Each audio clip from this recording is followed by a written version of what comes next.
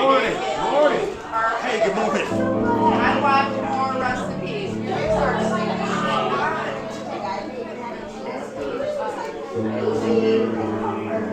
the comfort food. I want you to do your name. Then,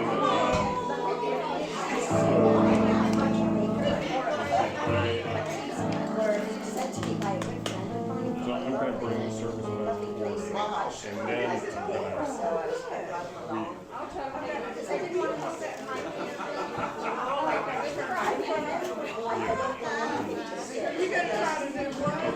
so after I bring it back to order, I'm trying to do some semi-mindful stuff. Cream and mushroom soup. I'm like, why do I have when you come back up, I'll be standing there. I'll ring the goal. So I guess when I ring the goal, I'll come up off the board, and then I'll introduce her briefly. I'll be sitting in the corner, and then I'll have you done the song, and then I'll give her the violin. Okay. This was in the kitchen. I Oh. don't want you to lose it. Good morning. How are you? Absolutely. One of my favorite rooms. It is. Just to wait for later. Yeah. Introverts to Well, one. but you have cats, you know.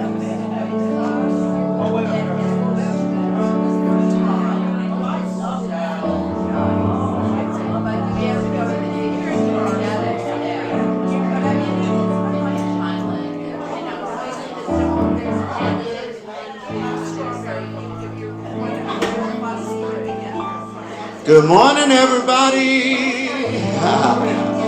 Hey, welcome to Unity of Chattanooga. Y'all ready to sing? Y'all ready to sing? Y'all ready to sing? Me too.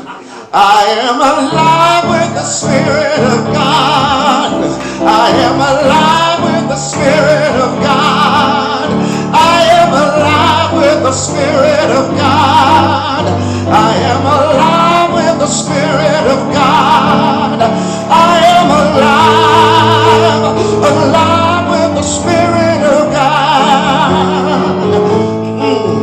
I am alive with the Spirit of love. I am alive with the Spirit of love. I am alive with the Spirit of love. I am alive with the Spirit of love. I am alive, alive with the Spirit of love. I am alive with the Spirit of joy. That's how you say it. Alive with the Spirit of joy. I am alive with the Spirit of joy. I am alive with the Spirit of joy. I am alive, alive with the Spirit of joy. I am alive with the Spirit of peace, peace. I am alive with the Spirit of peace. I am alive with the Spirit of peace. I am alive with the Spirit of peace. I am alive, alive with the Spirit of peace. I am alive with the Spirit of God. I am alive with the Spirit of God. I am alive with the Spirit of God. I am alive with the Spirit of God. I am alive, alive with the Spirit of God. I can't see behind my head, so I'll never know what y'all gonna say. Yeah, but I know it's next. Surely the presence of the Lord is in this place. I can feel God's mighty power and God's grace. There's a holy hush around us. I see love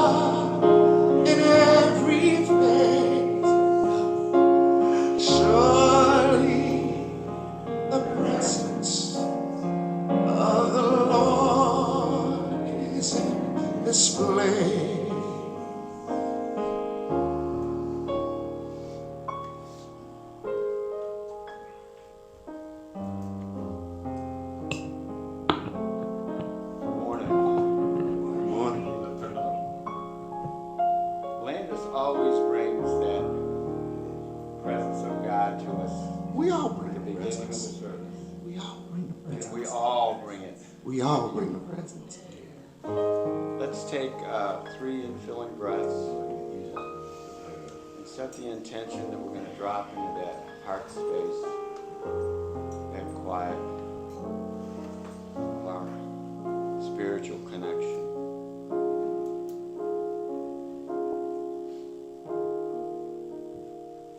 Another.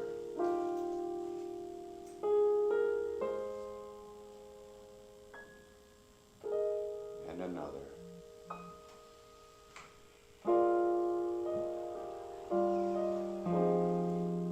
Rest in that heart space. Know that you are one with Source, that you are a divine being having a human experience.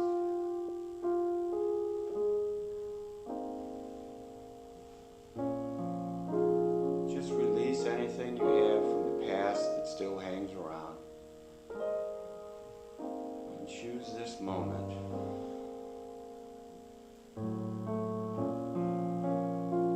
to love yourself.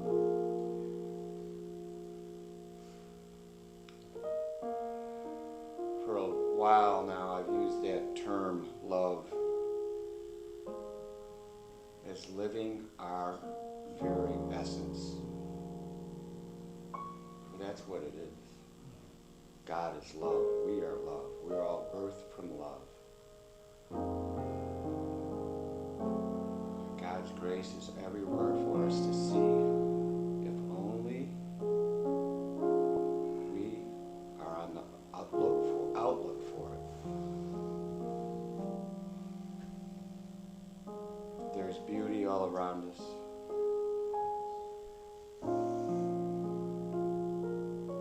As long as we keep our eyes open to it and don't get caught up in our ego, don't get caught up in our frustrations,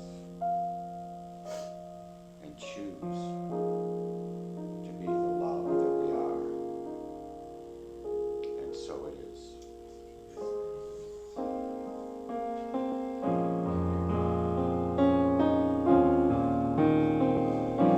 Surely the presence of the Lord is in this place.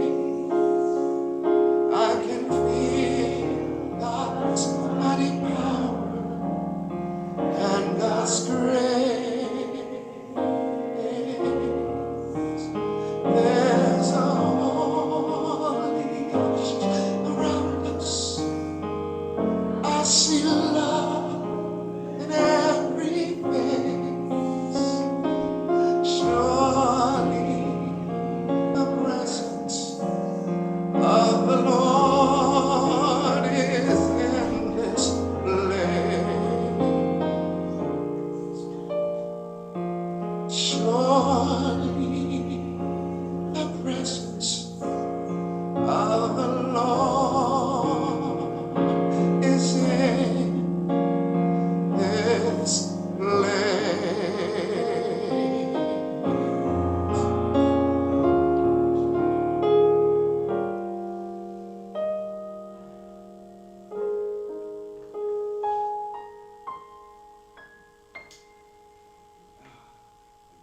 Love, say that again, Keith. L-O-V-E. What is that? Love is our very Our very essence. Love our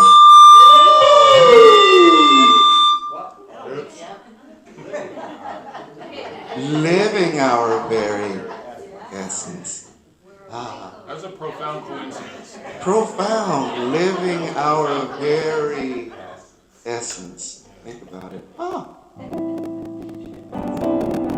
That's nice. Living our very essence. I have a feeling bigger than trust that well-being is my right. I have a feeling bigger than trust, that well-being is mine. I have a feeling bigger than trust, that well-being is my right. Sometimes in life things come my way that seem to weigh and press us down. Clouds passing by block out the sun, but the light shines anyway. I stand in peace, in light, in love. I live by faith, not by sight. I have a feeling, a wonderful knowing that well-being is my right. I have a knowing bigger than trust, that well-being is my right.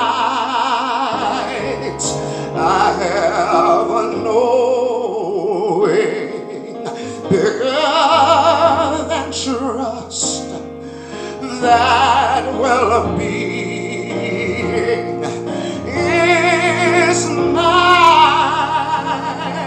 I have a knowing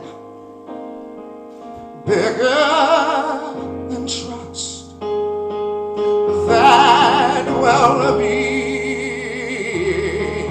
is my right. That well-being is my right. Oh yes, that well-being is my right.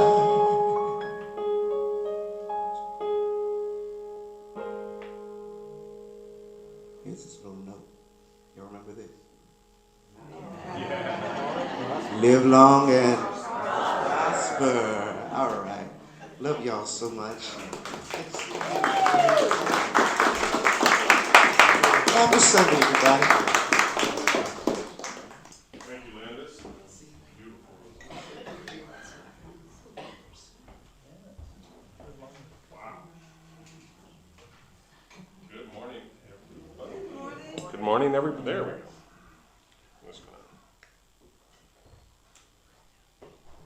Unless anyone wants to get up and play the piano. If you do, you have to sing with the microphone very, very close to your mouth.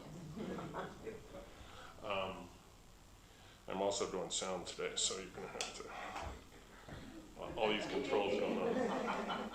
Hey, good morning. Welcome to Unity at Chattanooga. My name is Eric Miller. I have the honor and privilege of serving as your treasurer on the Board of Trustees.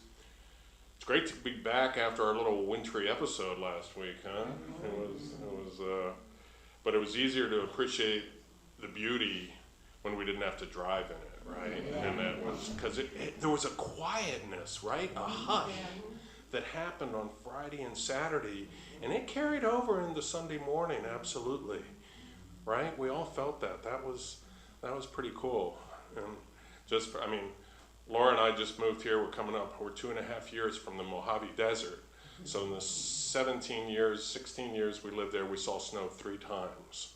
So we really appreciated it this past week, and I hope you guys did too. Hey, smiles and salutations to everyone watching us on Facebook and YouTube. Thank you for being part of our service this morning, and remember to click that like button.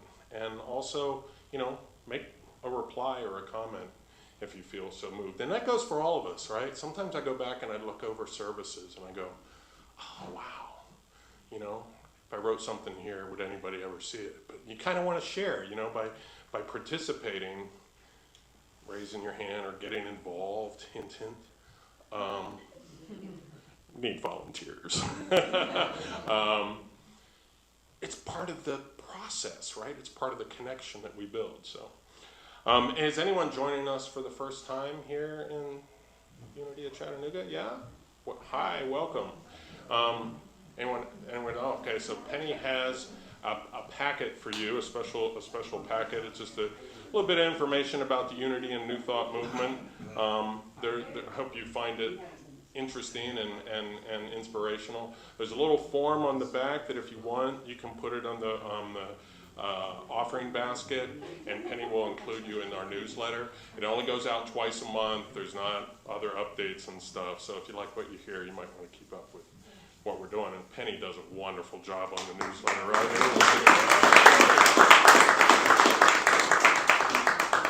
I always look forward to getting it. The first thing we like to do with newcomers is, I mean, we're honored to have you here, and we want you to get to know us a little bit, and we want to get to know you a little bit.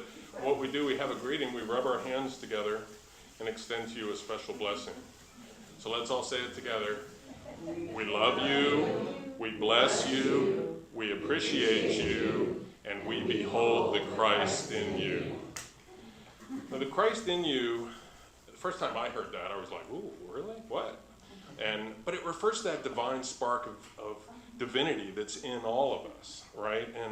And it's just the being of awareness and universal connection that Jesus and countless other religious leaders over time talk about, that like divine, that specialness that we have inside all of us. So we all have it. Sometimes it's easy to forget. That's why we come together in these weekly celebrations, right? Because it kind of reminds us of that little diamond that's inside. It's like, hey, let me come polish it with other people that are polishing their diamonds, you know. Because as Keith said, to live our very essence, right? That's what making choices like this and coming to places like this is all about. So,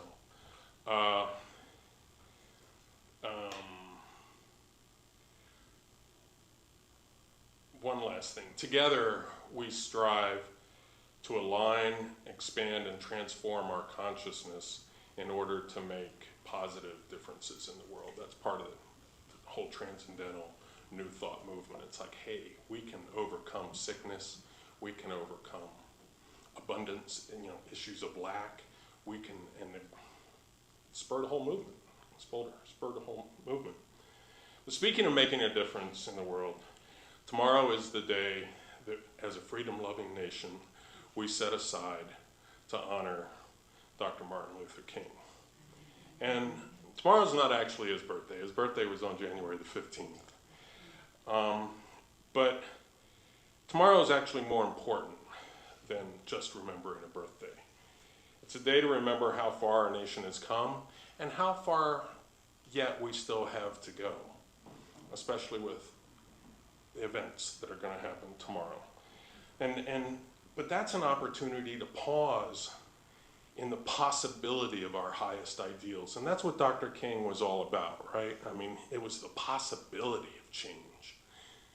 And so I invite everyone to really embrace that tomorrow, because Dr. King believed in the possibility of freedom and equality, and he also had kind of a New Thought connection. He was a scholar. He was a very well-read man and educated in history and English literature were some of the things that he actually had a liking for. And he read Henry David Thoreau's On Civil Disobedience essay, and that influenced him in his approach to nonviolent resistance, because he believed that resistance against an evil institution or an unfair is important. It's not about just turning over and going, well, gosh, I wish it wasn't that way. He refused to cooperate with an evil system. And that's the opportunity, because we can believe that. We can believe that possibility. And tomorrow's the day to hold our highest ideals as a possibility.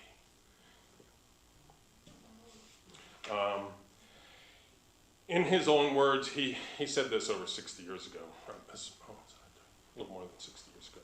World peace through nonviolent means is neither absurd nor unattainable. All other methods have failed in the past, thus we must begin anew. Nonviolence is a good starting point. Those of us who believe in this method can be voices of reason, sanity, and understanding amongst the voices of hatred, violence, and emotion. We can very well set a mood of peace out of which a system of peace can be built. Wow. I mean, is that relevant today or what? And tomorrow, is that going to be relevant? Yeah. In a big way, I wish somebody was in Washington, D.C. going, hey, point of parliamentary procedure. You know, we can very well set a mood of peace out of which a system of peace can be built. I hope everyone finds that message as inspiring and hopeful and worthy of our individual and collective intention today as I do and as people did 60 years ago. So today and tomorrow, let's take a moment to remember the man, Dr. Martin Luther King Jr., and also what he stood for: peace, equality, justice, and freedom for all, not just in terms of history, but also in terms of our potential, our living essence, the highest potential of our collective future. You know, we have to have a vision for our collective future that we want, not that we fear. So because of this, we can imagine, we can create, and so it is, right? Penny invited me to say some words about Martin Luther King, and as many of you know, giving me a task like that is, you're going to get a response. Get a response. I hope everyone.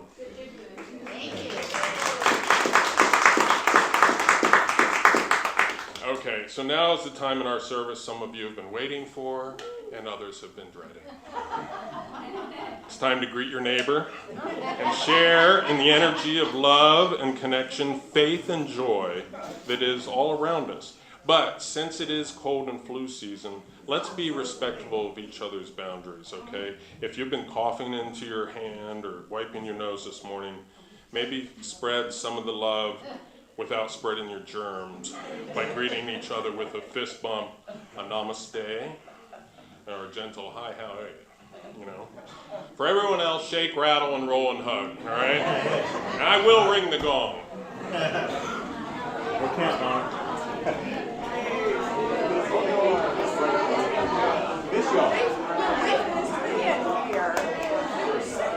Good morning, bud. Good morning. How about one of those too? I love it, Gloria. Let's sing it. Group hug, group hug. There we go. Group hug. Come in. We're loving this stuff. I love it. We're loving it. That's the most times I've hugged you all day. I've hugged her every time I see you. I know. A double hit.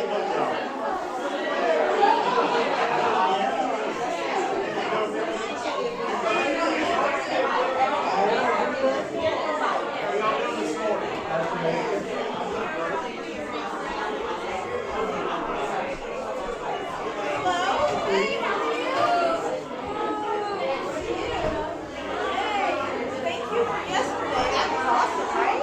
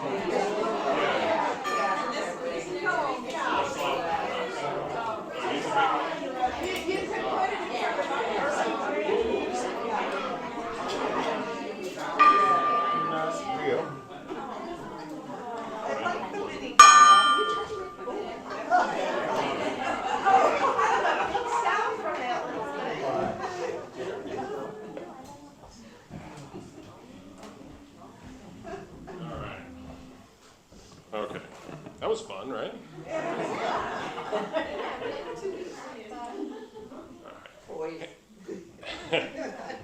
Okay, this morning we are pleased to welcome back a returning guest speaker, Rev Jean Bell, she's the Associate Minister at the Spiritual Living Center of Atlanta. And she's here today with her partner, Rachel. And today is a special day. Today is Reverend Jean's birthday. So, a little birdie told me. So guess what? Happy birthday. Happy birthday to you.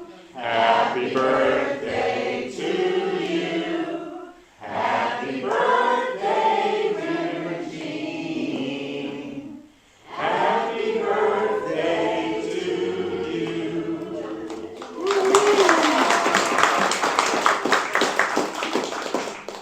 We wish you a year that brings you endless joy, incredible adventures, and success in all of your endeavors.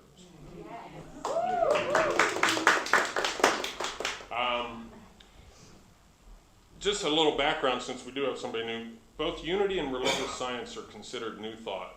And today, Reverend Jean's going to talk about some of the similarities between us, right? So please join me in giving a warm welcome to Reverend Jean Bell.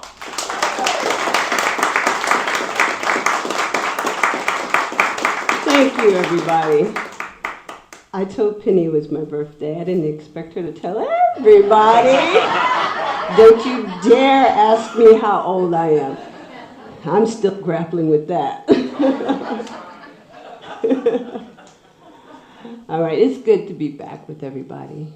I really love this community. You know why? Because when I come in here, I feel love.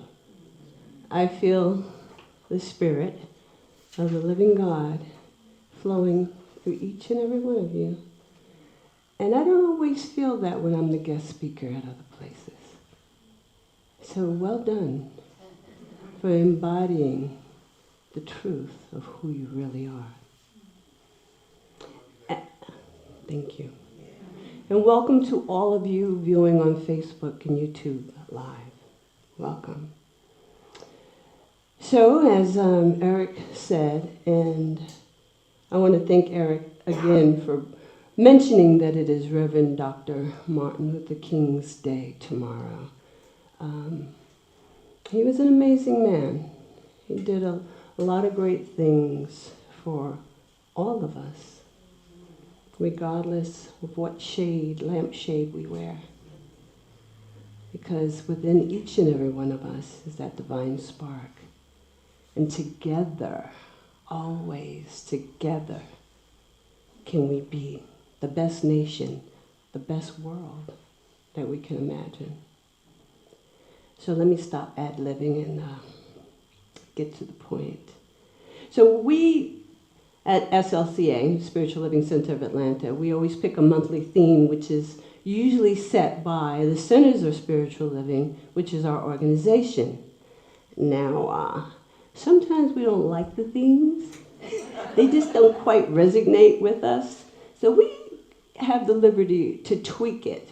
So our monthly theme is, we went with infinite possibilities.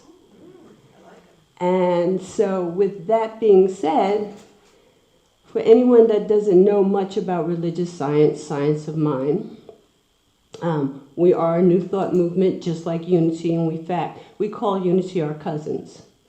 And with that being said, every January, the majority of the Centers for Spiritual Living communities will go over the first 4 chapters in the Science of Mind book, which we call our textbook. And the first 4 chapters are the thing itself, the way it works, what it does, and how to use it.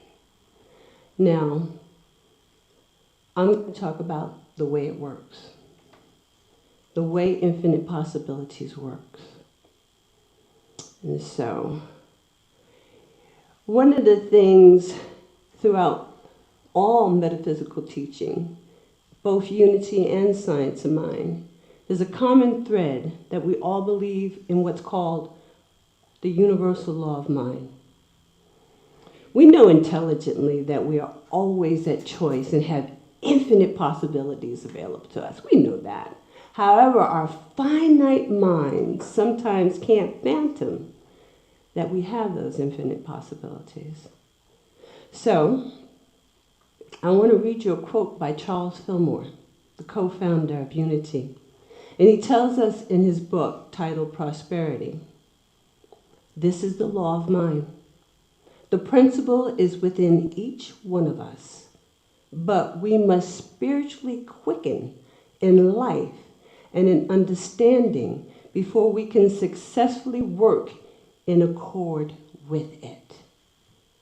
End of quote. Quicken. So I like to look up words because sometimes I think they lose their meaning over time. It means to stir up, to rouse, to stimulate. So when he says spiritually quicken in life, he's talking about stirring it up, arousing that divinity that is within you.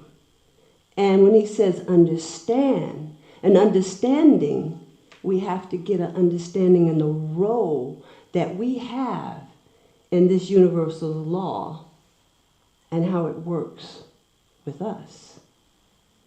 You know, science has always recognized the government of law, of invisible principles encompassing the world of effect. Now, we too, as practitioners of metaphysics, recognize the universal law as a definite spiritual and scientific principle, which we can use to come in alignment with our true nature. Fillmore also told us that words are also like seeds, and when dropped into the invisible spiritual substance, they grow and bring forth after their kind. Let me read that again. Words are also seeds. When dropped into the invisible spiritual substance, what is this invisible spiritual substance? It's the universal law. It is the creative process. It is your subconscious mind. They grow and they bring forth after their kind. Now, 2 weeks ago at my center, Reverend Dr. David Alexander's his talk title was God's Nature is Our Nature. And he wonderfully reminded us that God is not separated from all that there is. He added that the universal law of God is always responsive to our consciousness, to our predominant thought patterns. That the creative intelligence of God is the same creative intelligence that's in all of us. That is the way spirit works in and through us. So God, spirit, the absolute consciousness that is the causative power of all creation, expresses itself as all form. You know, when we hear that quote in the Bible, I am that I am, a lot of times I think they put the comma in the wrong place. I think what Spirit was trying to tell Moses, I am that. I am. I am that. I am. I am that. I am. And when we think of it in that way, we come into a deeper understanding of who we truly are, what our divine nature is. God, Spirit, Source is in all manifestation. We can't get away from it, nor should we want to. It's the way Spirit works in and through all of us. So, what am I trying to say about all of this? I was talking to Rachel the other day, and I was saying what got me on this spiritual path was Conversations with God by Neil Donald Walsh. How many of you know that book? Oh, okay. I'm preaching to the choir. Great book. But one of the things that really struck a chord with me was when Neil was supposedly having this conversation with Spirit God. Spirit was saying, I know. I'm infinite knowingness. But I also want to be. I want to be. I want to feel. I want to express. So, let there be light. And let there be everything and everyone in infinite worlds and infinite possibilities. I want to feel it all. I want to be it all. I think Spirit did a really good job, because looking at all of you, I see nothing but divine lights. And when we think of life that way, when we think of life as being that divine expression of Spirit itself, how can we ever hate anything or anyone? In fact, when we see anything that is out of alignment, then that's our opportunity to spread our light, what we know as divine beings, how we can put things aright. So, the Dalai Lama and his troop of monks were at some kind of political world conference event. And you get a whole bunch of political big head wigs from all over the world in one room. You're going to have some conflict. And there was. People were arguing about certain things. And all of a sudden, these monks walked on stage. They said no thing. They said nothing. But that room hushed down like that snow we had a week ago. The peace. They brought the peace with them. They brought the power of the living Spirit with them. And this is what I want to talk about, the way it works today. That within each and every one of us, we are vessels of that divine expression. And we can bring that power, we can bring that love with us in every room that we walk into, if we choose. Spirit is omniscience, not omniscient. It is omniscience. Infinite intelligence, loving, creative, omnipotence, not omnipotent. It is all the power, all the intelligence. It is all things. It is not just within each person, but it's the very core of our being. This core, this essence within means that we have access to all of its intelligence, its wisdom, its creativity, its power that we could ever want or need. Now, Ernest Holmes, the founder of Science of Mind and Spirit philosophy, he posed the question, if we possess a divine nature of spirit, why then is humanity weak, poor, and afraid? Well, he goes on a little later in the paragraph to answer that, and he says, for it is a belief in separation from God which binds and limits. We are bound by nothing except belief. Holmes tells us that the thing then works for us by working through us and is us always. It cannot work for us in any other way. It spreads itself over the whole universe and shouts at us from every angle. But it can become power to us only when we recognize it as power. Therefore, our belief sets the limit to our demonstration of a principle which of itself is without limit.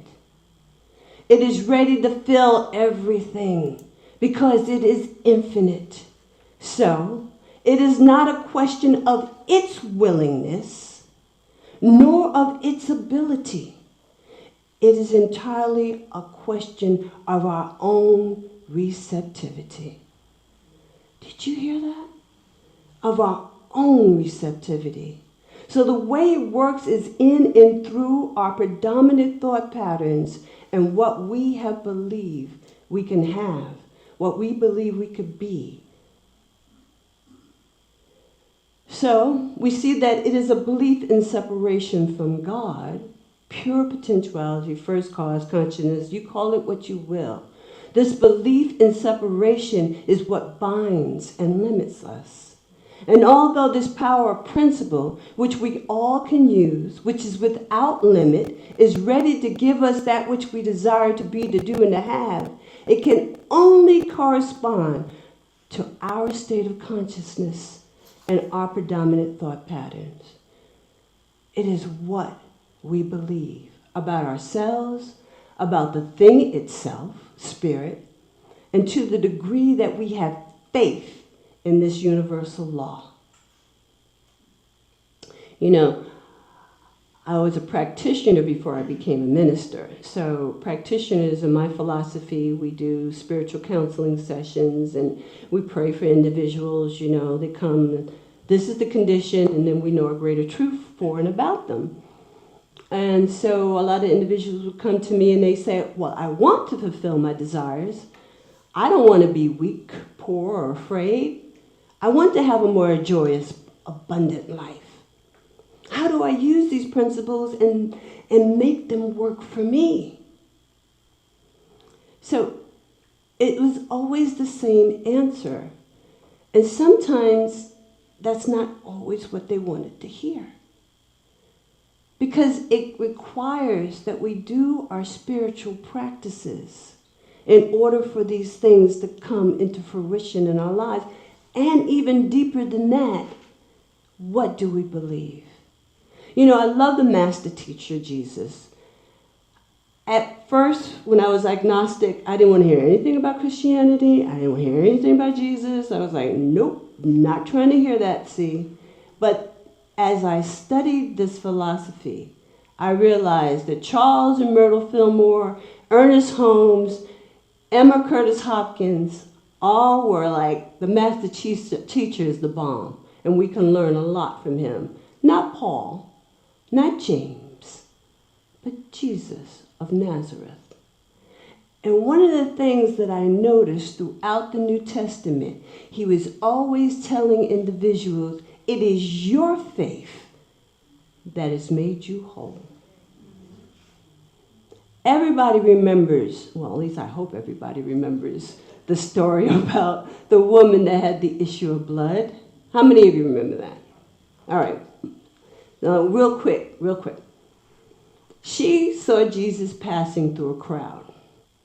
And people were pressing on him and touching him, and his disciples were all around. They were like crowd control. Back up. Rabbi coming through. Back up. And she said, if I could just touch the hem of his garment, I will be made whole. But she said that internally. And so she touched him. She touched the hem of his garment. And he turned around and looked and he said, who touched me? Now I can only imagine that the disciples were like, dude, everybody's touching you. What are you talking about? You know? He said, no. Somebody touched me and I felt virtue leave me. In other words, somebody touched me with clear intention. Clear intention. And he saw her and she became afraid. And he said, daughter, you know, there's nothing to be afraid of. He said, it is your faith that made you whole. She didn't have to say anything because he knew what she was up to. Your faith. It was the same with the centurion. I don't know if you remember that story, but the centurion had a sick servant. And he came to Jesus, a Roman centurion. He said, can you heal my servant for me? And the centurion, he was like, Jesus was like, yeah, okay, which way, where we got to go? Where's your house? Which way? Right? Centurion was like, no. He says, you are a man of authority like me. He said, when I speak my word, my troops go, and they do exactly what I tell them to do. He says, you're a man of spiritual authority. Just speak your word, and I know that it will be done. Jesus marveled at this man, marveled at the faith. And he said, I have not seen such faith in all of Galilee. So it is our spiritual practices that cultivates our faith, buoys up our faith, stirs up, rouses, stimulates our faith, that brings forth growth and belief that the law will work for us. Dr. Joe Dispenza, he's a neuroscientist, a chiropractor, and an author, and he had a really bad accident, and he was able to heal himself. Some of you probably know him. He said in his book, Breaking the Habit of Being Yourself, I love this quote. He said, your past shortfalls can be traced at their root to one major oversight. You haven't committed yourself to living by the truth that your thoughts have consequences so great that they create your reality. Think about it. If you really knew that this principle were true, would you ever miss a day in intentionally creating your desired destiny? Think about that. Would you ever miss a day in intentionally creating your desired destiny? You haven't committed yourself to living by the truth that your thoughts have consequences so great that they create your reality. Holmes said it this way: if we know that the power with which we are dealing is principle and not personality, if we know and believe that mind is the only actor, cause, effect, substance, intelligence, truth, and power that there is, if we have a real embodiment, then we can demonstrate, manifest, bring forth things in our lives. One of the reasons we have had such a hard time believing that God's nature of creativity, power, and principle is also our nature is because society has been taught a scientific system of duality thanks to Descartes and Sir Isaac Newton. Now, what they taught basically was that the universe was controlled by predictable physical laws and all things were solid. That energy was merely a force moving objects or that changed the physical state of a matter. But Descartes couldn't reconcile the effects our minds had on matter. So he simply said that mind was the concern of religion and matter was the concern of science. Now, Dispenza tells us that the work of Descartes and Newton established a mindset of reality operating only on mechanistic principles, and that all of reality was predetermined. We know that that's not true. It is no wonder humanity has struggled with the idea that our thoughts mattered. In fact, so many people are under the belief that they are merely victims of external circumstances, not recognizing that it is done unto you as you believe. Yet, thanks to the advances of science and quantum physics, we now know that energy is the very fabric of all things material and is responsive to consciousness, that which we put our attention on. Well, Einstein, he said it by turning the entire scientific world on its head with E equals mc squared, which basically shows that energy and matter are interchangeable, that energy and matter are the same. And they didn't know what to do with that, and they thought he was a quack, until eventually they kept trying to work that theory, and quantum physics was the result eventually. But we've known that for millennia. Metaphysicians have known that. So we see that science and at least new thought religions have finally caught up with each other. So let us consider this. The entire physical universe, everything is made up of subatomic particles such as electrons. And if we remember anything from our physics class, when particles exist as pure potential, they are in a wave-like state when they're not being observed, when no one's paying attention to them. That means that particles are literally infinite potentials, infinite possibilities, pure potential. They are everything and no thing until they are observed. They exist everywhere and nowhere until they are observed. Which means everything in our physical reality had always existed as pure potential. Back to Dispenser, he tells us that if subatomic particles can exist in an infinite number of possible places simultaneously, we are potentially capable of collapsing into existence an infinite number of possible realities.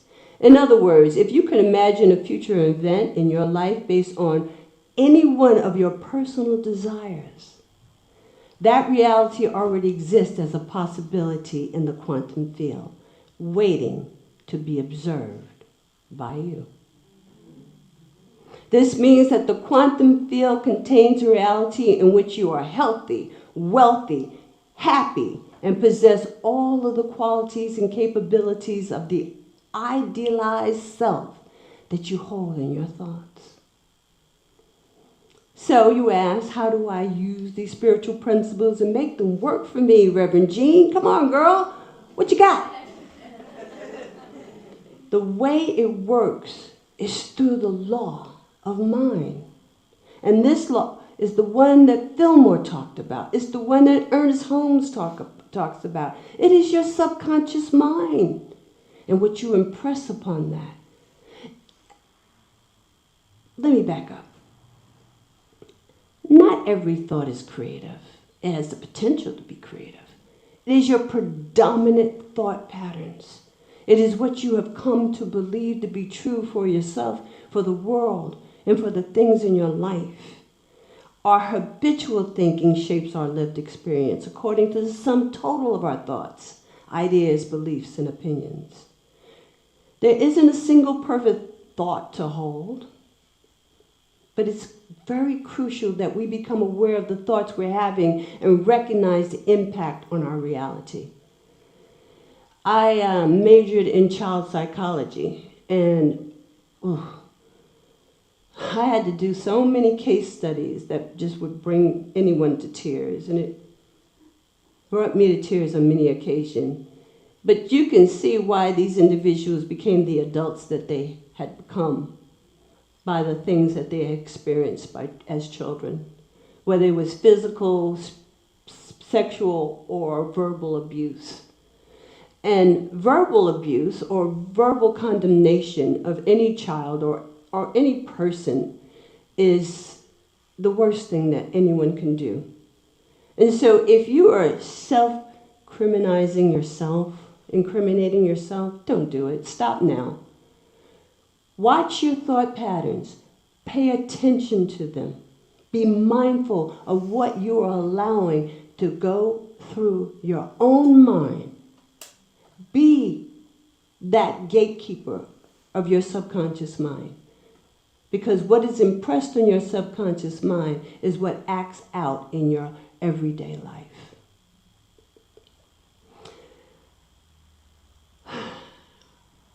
I said all that, more or less. So, we can shift it through our spiritual practices. That's the bottom line. We can shift the things that are in our everyday life by our affirmations, our meditation, by socializing in groups like this, by taking spiritual classes, This is what brings us together, but also expands our consciousness and our awareness of who we really are. All the gifts have been given to us. Every single spiritual attribute has already been given to us. We just have to allow it.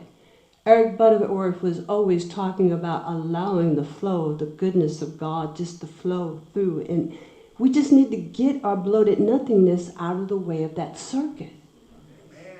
Get it out of the way. It's already there. Just imagine what we can do if we allowed that to happen. We have been working with the law our entire life, even if we are unaware of it. It's going to work whether you work it consciously or subconsciously. It's not a new truth, but the awareness of its truth might be new to us. The law of life is always in motion, responding to the thoughts, beliefs, and feelings we impress upon it, whether consciously or unconsciously. And science, philosophy, psychology has already caught up with us, finally. So by making space within ourselves to become more aware of how we influence this law, we open the door to powerful life shifts. This awareness is not about judging or rejecting parts of ourselves, but about creating a safe, kind space so we can embrace all that moves within us, even those thoughts and emotions that may not align with what we desire. And in doing so, we pave the way for deeper understanding and transformation. Because if you're not aware of something that is out of alignment, how are you going to fix it? How are you going to release it? How are you going to say that right there has got to go?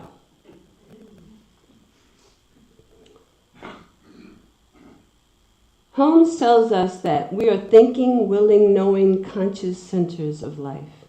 We are surrounded by, emerged in, and there is flowing through us a creative something. We know that something to be spirit. You can call it what you will. The sum total of our thought, will, purpose, and belief creates a tendency in this law that causes it to react to us according to the sum total of that belief. Joseph Murray, The Power of Your Subconscious Mind, he says it less poetically than Holmes does. If you really want to get a good understanding about your own subconscious mind, read Joseph Murphy. He lays it out. So this week I'm going to invite you to take a deeper awareness by engaging in a really powerful practice. Take some time, be with yourself, and just pay attention, right? Pay attention to what you're thinking, what you're believing, what your opinions are, and write them down. And if you don't like what you see, write them down anyway. Because this is a process of being able to transform yourself into the alignment that is good, whole, perfect, and complete. I'm going to stop right here. I've got more, but I think you get the point. I want you to go within with me. Just take a nice cleansing breath and think about what I've said. That Spirit's divine nature is your nature. That all the gifts have been given. We just need to allow it to flow. All of the love and peace. All the things that we sung about today. The prayers. What Eric so beautifully spoke about when he was talking about Reverend Dr. Martin Luther King Jr.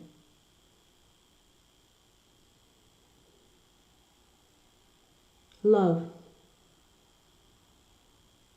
God is love. It is the most powerful force in the entire universe. And within each of us is a divine spark.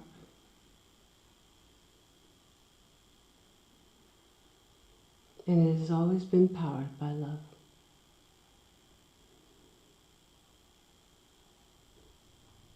It is that which makes us rise to the occasion in perilous times.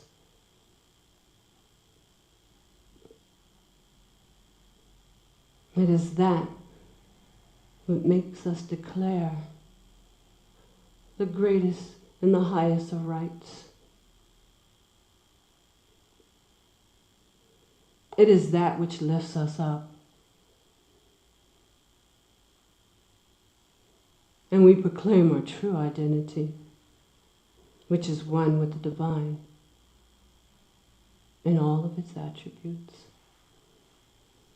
Its love, its power, its wisdom, its joy, its beauty. We are one with it. We are never alone. So open up your hearts and minds now and allow it to flood. Flood all your senses. And you are surrounded by and eternally immersed in the divine goodness of spirit.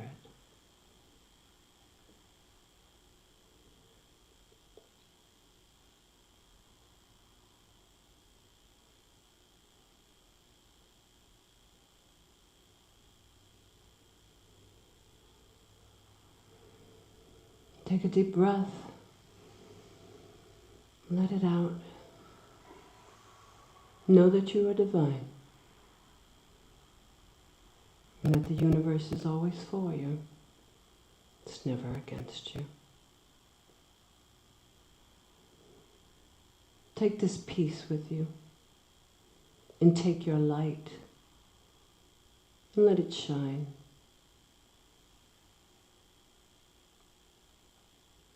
Regardless of how people show up, let your light shine. Never forgetting who you truly are, what you truly are. In this place of love, I bless each and every one of you. For I see you for who you truly are. Unique, individualized incarnations of the one Spirit. Now and always. And so it is. Thank you, Unity.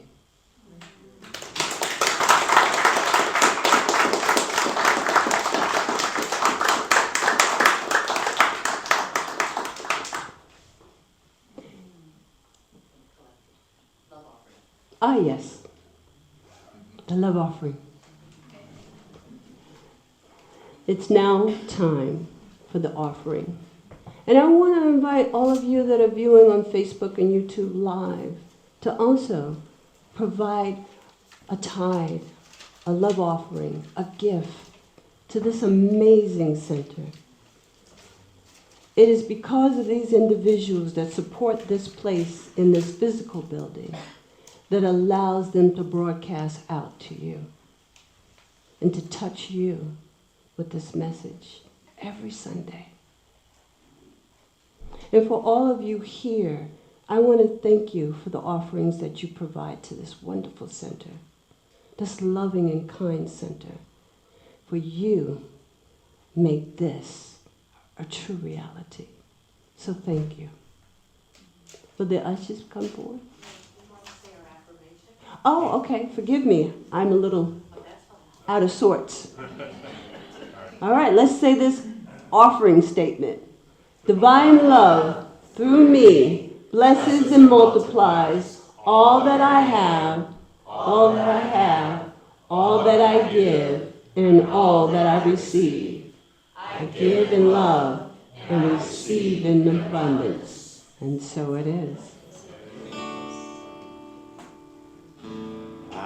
am free. I am unlimited.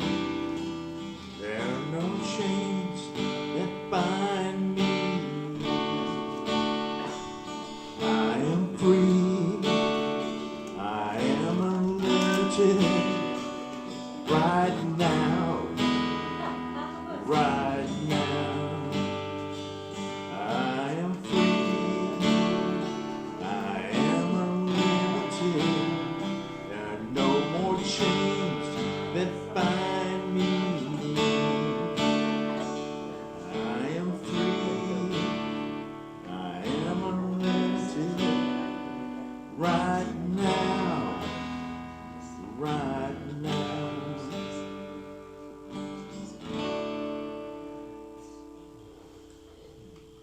Everybody reach out your hands and join me in blessing this offering.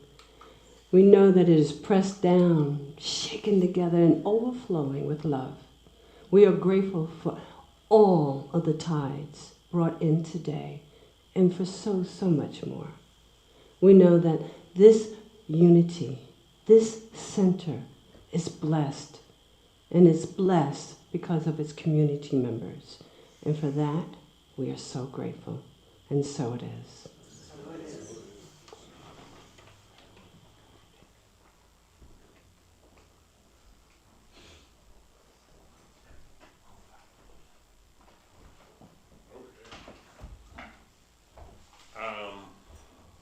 Wow.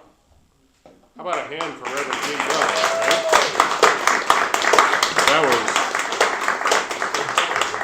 It's nice to be reminded of the power that we all have, you know, and sometimes it's easy to forget.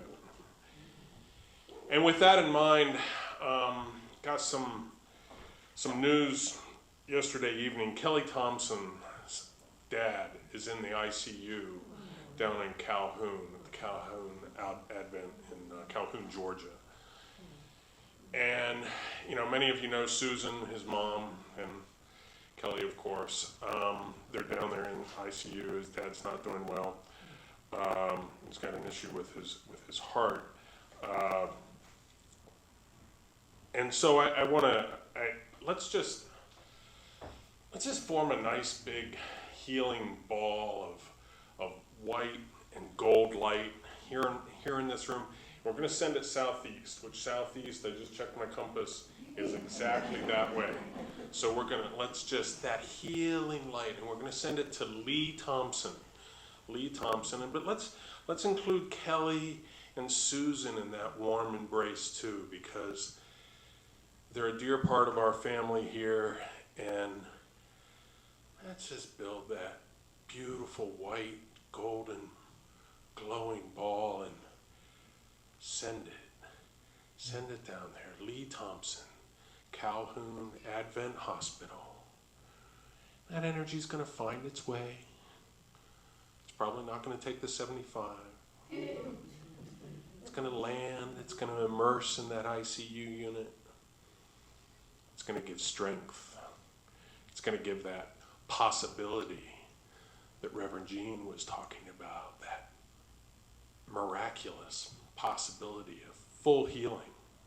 And I want to share what Kelly said to me last night. He's the toughest guy I know. He's going to be fine. They'll clear out those arteries, and he'll be better than ever. Let's just... You guys feel that? I really felt that. I mean, good job. I mean, wow, that was powerful. Okay. First announcement, you may, this is appropriate. We want to acknowledge Tony Carter for all the excellent job he has done in the past year, really. Each week, each Sunday, you know, he's setting up the sound, the music, the PowerPoint presentations. He did so much in just getting our situation here even balanced with new equipment and working. And he's going to be taking some well-deserved time off for himself. And they're still going to come to service, but we are going going to be looking for some volunteers to help us with some stuff. And because when John's not here, I'm the backup sound guy, but sometimes, I don't know, I get pulled in many directions on them. And we just need more volunteers.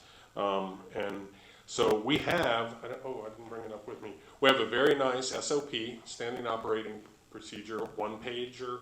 It's easy to follow. You come in, find the mics, turn on the volume. Everything is pretty much already set up. But if anybody wants to get involved and really, we're a community together. Just see me or Steve or John Chartier when he gets back from vacation. And then in extended, we've been talking with Eva and Tony, and even Laura, my Laura, could use some help in the AV. And again, there's written procedures for that too. But the audio is real, even I could do it. So I got this going today. And look, I can even progress to the next slide. I mean, pretty cool. I can go back. I'm just showing off. I'm sorry. It's a nice segue into Wellness Warriors, though. Many of you know, we do have, for our newcomer, we have a health group, a support discussion group that meets here every Thursday at noon. And, sometimes we laugh, sometimes we cry, sometimes we get weird, sometimes we get real weird. But we share our challenges and we share our victories, and it's just for people that are going through health issues. So I invite anybody, actually, if they know somebody who's going through, he needs somebody to talk to, and not just, it's not a complaint group. It's a support group where people can talk about. So I invite you to, if you know anybody, even outside the community, let them know that we meet. And in that same vein, on Thursday evenings, we have a metaphysical discussion group. And it's going to be meeting this Thursday again at 6:30. And they're going to be continuing their deep dive into heart-centered metaphysics, right? By Paul Hasselbeck. Yeah. How powers command. And it's the power of power, because we had to cancel. So that's mastery and dominion and Great. discipline. Cool. Yeah. The 12 powers. And next Saturday, January 25th, at 3:30 to 5 p.m., Donnie Perry will be offering a sound bath at a reduced rate of $10 per person as a fundraiser for the. And before that, on Friday night, with spiritual cinema. Yeah, that's just out of order. I'm sorry. I'm going to be backing up. And yeah, you know what? I missed this. So yeah, right. See, I can't do two things at once. It's actually three things: reading, talking, and. And since your face went away from the mic, let's emphasize that sound bath is a fundraiser. Yes, it's a fundraiser for this church. There's a sign-up sheet on the back, right? And Laura, actually, could you put our names on that right now before it fills up? Yeah. Serious. Limited. It's a limited seating. Yeah, I'm serious. And we're still collecting items for the homeless in our library back here. So just think anything you'd want to wear on a camping trip. That's kind of the kind of stuff that they need. And then next Sunday, we're going to be welcoming back Gregory Fisher of CSL in Nashville as our guest speaker. He's going to be presenting a talk called On the Inside. And the next item, the item you want to write down, is February 2nd. We're excited to announce that we have invited a Unity legend to be our guest speaker, Rev Jean Bell. And he became an ordained Unity minister in 1976, which is, 50 years ago, almost, and has served the Unity movement for over 40 years. He retired from the pulpit ministry in 2017. During his ministerial career, he pioneered 2 ministries and served in an additional 3 churches, and was president of the Association of Unity Churches in Unity Village, headquarters. So for him to come here and talk to us is quite a gift. He's offered 17 different books. He's working on number 18. He's the recipient of the recent Light of God Expressing Award, which is one of the highest honors that Unity can bestow on anybody. And he's going to be with us and signing books on February 2nd. And last but not least, our prayer chaplain today is Reverend is oh. You forgot to say spiritual sentiment. Oh, I did. Yeah. Where? Why wasn't This Friday. No, Yeah. you were on it before. Yeah, you just gotta explain. Yeah, you just have I'm to sorry. say the words. I have to say the words. Why isn't it on this? It's this coming Friday. I know, it's this coming Friday, it's out of order. This coming Friday, as many of you may have already heard,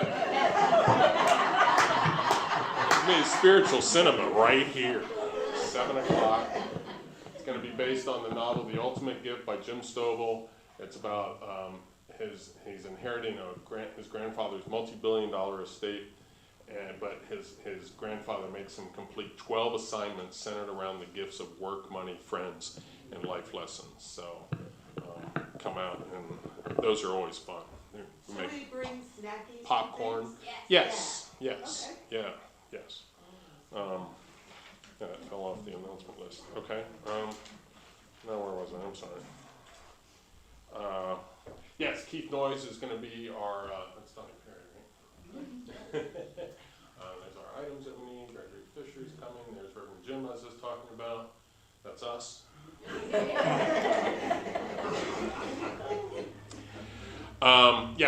Keith Noyes is going to be our.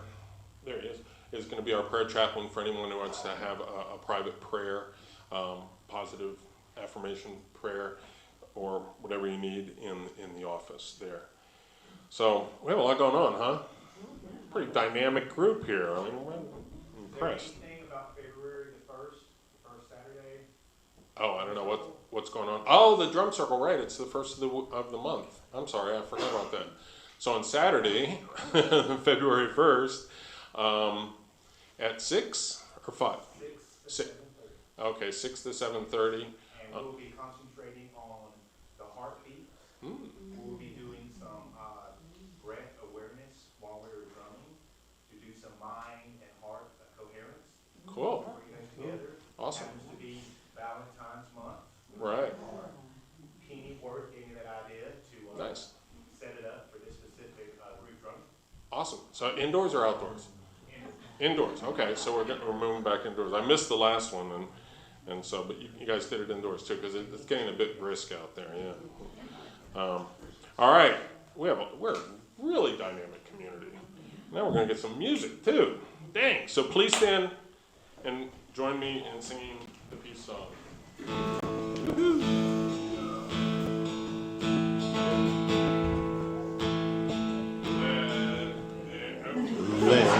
Let me lead it, Eric.